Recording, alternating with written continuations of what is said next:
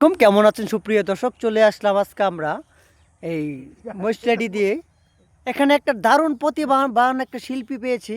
সার কণ্ঠে অনেক মধুর সুর, যেই কণ্ঠশিল্পী মনের মানুষ, মনের মাধুরী দিয়ে গান গায়।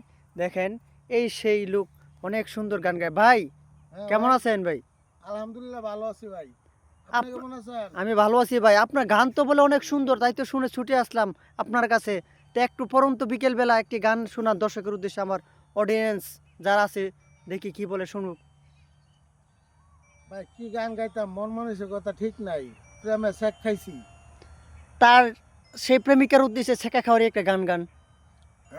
গলাটা ঠিক করি। বলেন। ও ও ও রুবি, বলো না তুমি বলো না,